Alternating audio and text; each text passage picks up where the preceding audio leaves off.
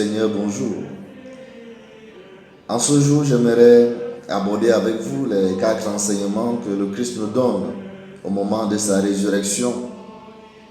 La Sainte Écriture ne fournit pas beaucoup d'informations sur la présence de Jésus sur terre entre justement Pâques et l'Ascension. Et pourtant, ces jours ont été marqués par de nombreux événements qui peuvent aider chaque chrétien que nous sommes à avancer dans sa vie de tous les jours et partant à approfondir sa foi. Le premier enseignement est que Jésus nous offre consolation, paix et joie. Le Christ apparaît à ses disciples pour leur apporter la certitude de la foi en sa résurrection et leur offrir consolation, paix et joie. Le jour de sa résurrection, il est apparu 5 fois à différentes personnes. Et Saint Thomas nous apporte un éclairage. Pour montrer la réalité de la résurrection, il a suffi qu'il leur apparaisse plusieurs fois, qu'il leur parle d'une manière familière, qu'il mangent et boivent et qu'il les invite à le toucher. C'est pour manifester la gloire du ressuscité qu'il n'a pas voulu vivre continuellement avec eux, comme il avait fait jadis, car les apôtres auraient pu croire à ce moment qu'il était revenu à la même vie qu'auparavant. Le deuxième enseignement que nous pouvons tirer, c'est une nouvelle manière d'être en relation avec Jésus. Jésus apprend à ses disciples une nouvelle manière d'être en relation avec lui. Alors qu'il est là et qu'il s'adresse à ses apôtres, il leur dit: « Voici les paroles que je vous ai dites quand j'étais encore avec vous. Quand j'étais encore avec vous, alors qu'il est bien devant eux, montre que cette manière inouïe d'être présent comme ressuscité n'est pas du même ordre que sa présence au jour de sa chair mortelle.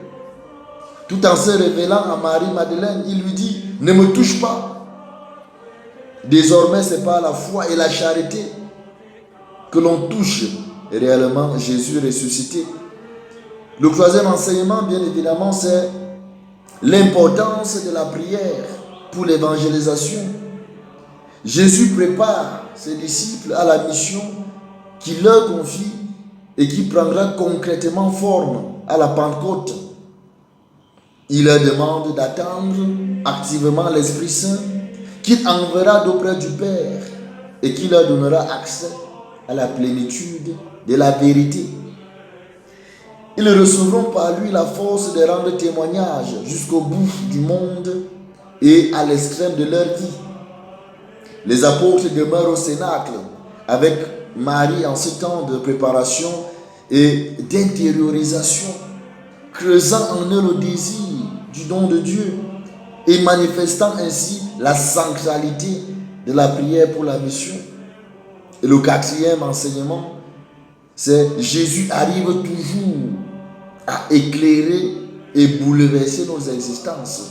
De quelle manière? Nous pouvons dire la façon avec laquelle Jésus apparaît à ses disciples nous provoque au réalisme spirituel.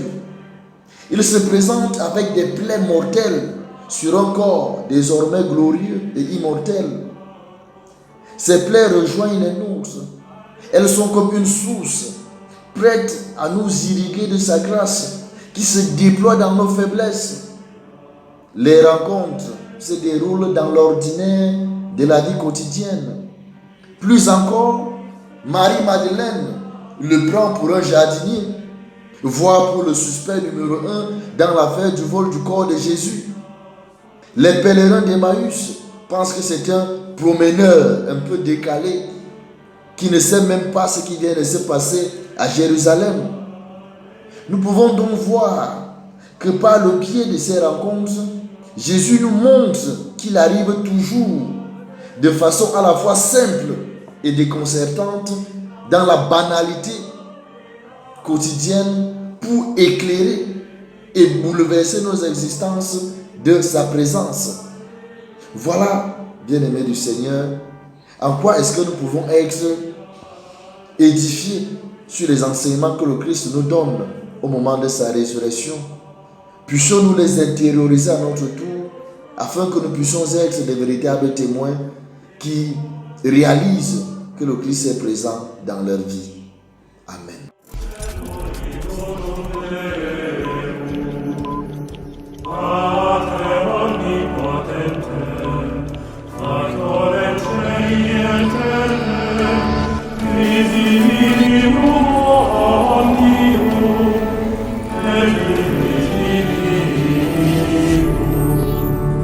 Let